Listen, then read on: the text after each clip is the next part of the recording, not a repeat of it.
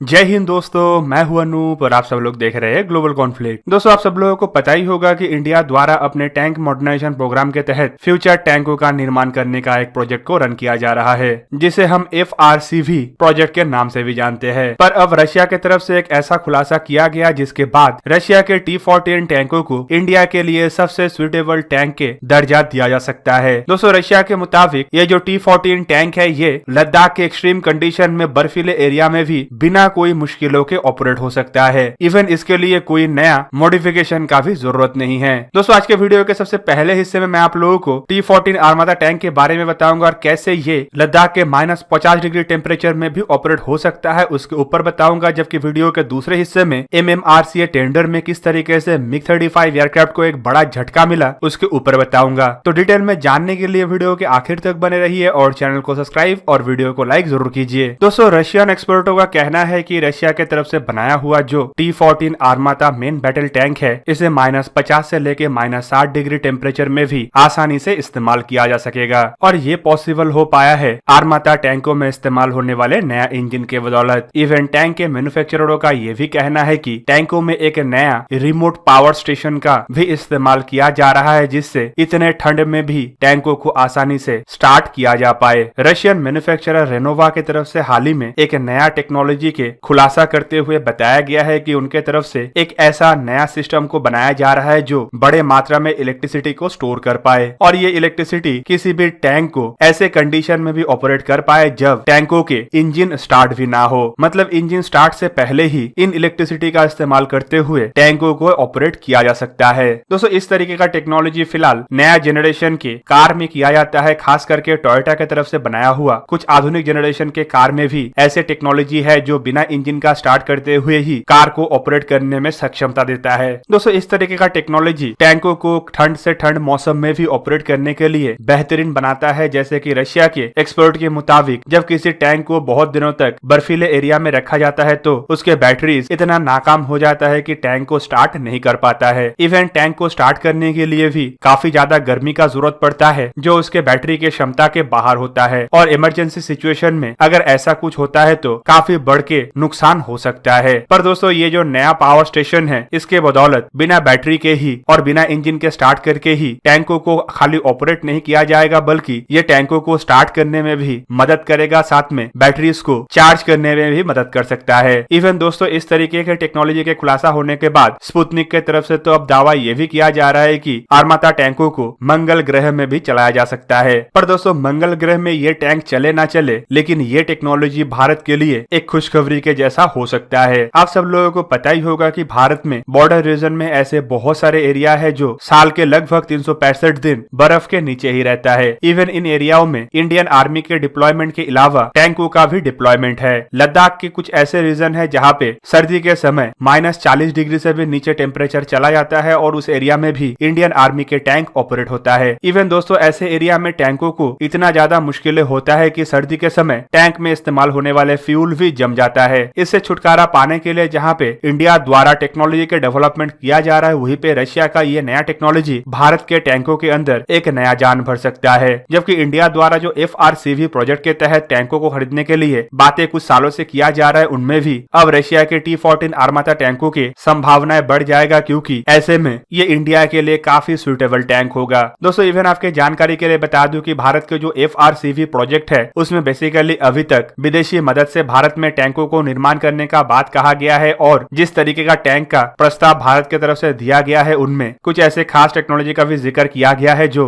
T-14 आर्माता के साथ match होता है। तो कुल मिला के हम अब ये कह सकते हैं कि FRCV के रेस में T-14 आर्माता का ये नया इंजन और नया रिमोट पावर स्टेशन की वजह से रशिया को काफी ज्यादा बढ़ोतरी मिल सकता है। दोस्तों, अब चलिए जानते हैं कि किस तरीके से MiG-35 को MMRCA के टेंडर में एक बड़ा झटका मिला है, जो आने वाले समय में रशिया के मिलिट्री इंडस्ट्री के लिए एक खतरनाक बात हो सकता है। आप सब लोगों को पता ही होगा कि इंडिया के MMRCA टेंडर या फिर 114 फाइटर एयरक्राफ्ट के टेंडर में दुनिया के बड़े बड़े एरोनॉटिकल कंपनियों के जैसे रशिया की तरफ से भी अपने मिकोयान कॉर्पोरेशन का बनाया हुआ MiG-35 फाइटर एयरक्राफ्ट का ऑफर किया गया है। और अब तक बहुत जगह में इन बातों को लेकर भी चर्चा किया गया है कि बाकी एयरक्राफ्टों की तुलना में MiG-35 को एक एडवांटेज इसीलिए भी है क्योंकि इंडिया द्वारा MiG-29 का इस्तेमाल किया जाता है। पर अब ये MiG-29 ही आने वाले समय में रशिया के MiG-35 के लिए काल बन सकता है। दोस्तों मैं ये इसीलिए कह रहा हूँ क्योंकि 2 दिन पहले ही इंडियन नेवी के एक MiG-29 एयरक्राफ्ट ट्रेनिंग के समय में अचानक हादसे का शिकार हो गया था। और दोस्तों ये हादसा अब सवाल इसके ऊपर भी उठा रहा है कि इंडियन नेवी के जो MiG-29 के एयरक्राफ्टों को इंडिया द्वारा इस्तेमाल किया जा रहा है उसे भी क्या रिप्लेस करने का समय आ चुका है। दोस्तों अब कुछ वेस्टर्न मीडिया में इन बातों को लेकर भी चर्चा किया जा रहा है कि इंडिया को राफेल या फिर F-18 सुपर हॉर्नेट जैसे फाइटर एयरक्राफ्टों को परचेस कर लेना चाहिए ताकि ऐसे हादसों से फिर से गुजरना ना पड़े। पर यहाँ पे नेवी के एयरक्राफ्ट क्रैश होने पर MiG-35 को कैसे बड़ा झटका मिल सकता है। MiG-35 और MiG-29 जहाँ पे टोटली अलग प्लेन है वहीं पे ये भी नहीं कहा जा सकता है कि दोनों एयरक्राफ्टों में सिमिलरिटीज बिल्कुल है ही नहीं। MiG-35 एयरक्राफ्टों को बेसिकली MiG-29 के एक्सपीरियंस पे ही बनाया गया है, पर एयरक्राफ्टों में चाहे तब्दीली जितना भी किया जाए पेरेंट एयरक्राफ्ट के साथ सिमिलरिटीज रह ही जाता है। एयरक्राफ्टों में नया इंजन, नया एवियोनिक्स, नया टेक्नोलॉजी और एयरफ्रेम में बदलाव तो किया गया है, लेकिन फिर भी माना जा रहा है कि इनमें जो कुछ MiG-29 के गुण हैं ये आने वाले समय में फिर से एयरक्राफ्टों में मुश्किलें पैदा कर सकता है। दोस्तों आपके जानकारी के लिए बता दूं कि MMRCA टेंडर में MiG-35 एयरक्राफ्ट को काफी स्ट्रॉन्ग एयरक्राफ्ट माना जा रहा है, पर ऐसे हादसे अगर ना रुके तो इन एयरक्राफ्टों को उतना ही कमजोर एयरक्राफ्ट माना जाएगा। पहले का जो MMRCA टेंडर था उसमें भी ऐसे ही दिक्कतों के वजह से इन एयरक्राफ्टों को सबसे कमजोर तरीन एयरक्राफ्ट का दर्जा दिया गया था और टेंडर शुरू होने से पहले ही एयरक्राफ्ट को इस टेंडर के रेस से बाहर किया गया था। दोस्तों उस दरमियान भी एयरक्राफ्टों के सर्विसिबिलिटी, मेंटेनेंस और एयरक्राफ्टों के परफॉर्मेंस के ऊपर सवाल उठा था, लेकिन रशिया की तरफ से फिलहाल इन मुद्दों को सॉल्व करने का दावा भी किया जाता है। जबकि दूसरी तरफ अगर देखें तो इंडियन नेवी के जो 57 कैरियर बॉर्न फाइटर एयरक्राफ्ट है उसके टेंडर के लिए भी अब MiG-29 के पत्ता कटने के बराबर आ चुका है, क्योंकि इस टेंडर में अमेरिकी F-18 सुपर हॉर्नेट और राफेल जैसे एडवांस तरीन फाइटर एयरक्राफ्ट के बराबरी फिलहाल MiG-29 नहीं कर पा रहा था। जबकि ये क्रैश होने के बाद जो थोड़ा बहुत भी संभावनाएं बचा हुआ था वो भी क्रैश हो चुका है। दोस्तों देखना यह है कि आने वाले समय में क्या रशिया की तरफ से इतने सारे मुश्किलों के बावजूद इंडिया को इन एयरक्राफ्टों को खरीदने पे मनवाना पॉसिबल होता है, या फिर इंडिया